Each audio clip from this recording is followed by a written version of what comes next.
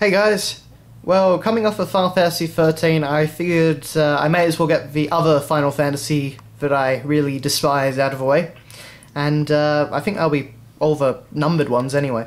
So we're going to be looking at Final Fantasy X-2, or X2, depending on how you say it. So first off, we've got the Yoshitaka Amano art, of course, of Yuna, Riku, and Pain up there. And aside from that, we've just got the standard minimalistic style from most of the previous game covers for Final Fantasy games. And of course, as you can see, this is the Australian version, so M15 plus for medium level animated violence. Interesting they don't mention the sexualized aspects, but anyway.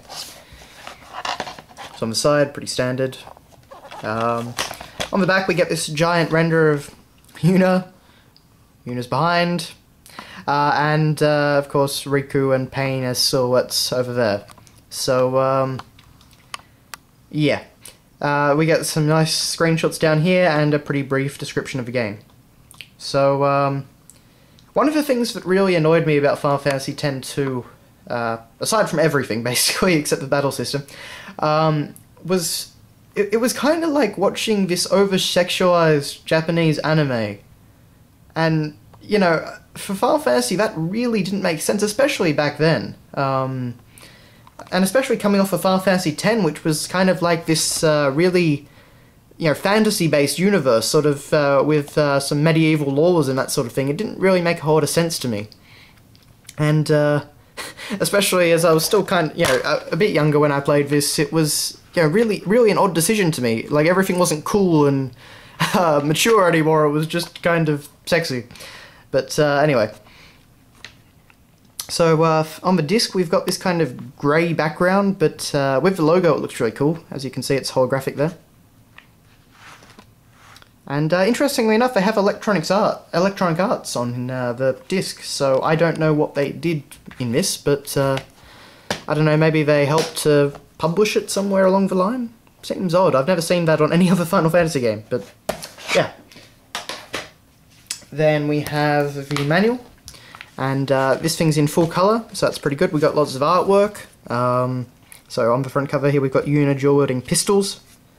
Again, that was kind of the other thing. As I say, the Final Fantasy X world was like really based in fantasy and magic and swords and that sort of thing. And then they just kind of said, hey, a few years later, everyone's using guns and stuff now. So yeah. So we get pretty simple starting the game bit, some more artwork of our three heroines. Some pretty cool artwork in the background again. I think that's the giant airship. It's been a while since I've played 10 or this, but I've only ever played this once. I think I tried a second time but didn't get very far. So then we have the story of basically Final Fantasy X. And then we've got some more renders. So there's Yuna as a tamer, I believe it was called. Of course, this actually brought back the job system, which was a rather welcome inclusion, and made the battle system a lot better than the rest of the game. Kind of the only good thing about it. And we have some other random characters with some rather interesting names like Nuge, Baralai, Gipao, the LeBlanc Syndicate, and of course our main guys, the Gullwings.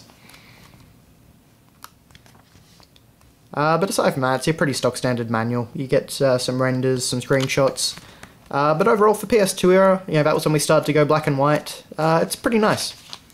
And at the end, we do get a whole lot of different CGI scenes. Yeah, that was the other warning sign for the game. It started off with Yuna singing in a pop concert, basically singing J-pop.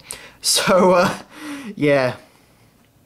I'm pretty sure this is around about the time, or just after, that Hironobu Sakaguchi stopped working on Final Fantasy games. So, yeah, it shows.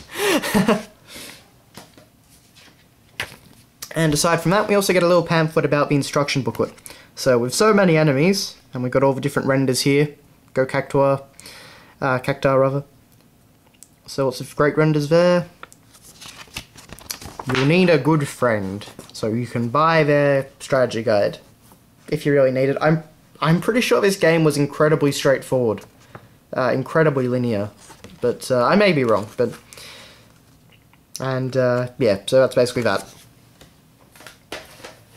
So that has been your look at Final Fantasy X-2.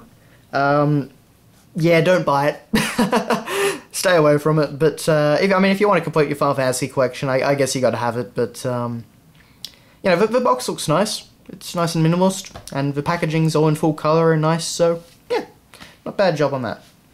So thanks a lot for watching, guys, and I'll see you later.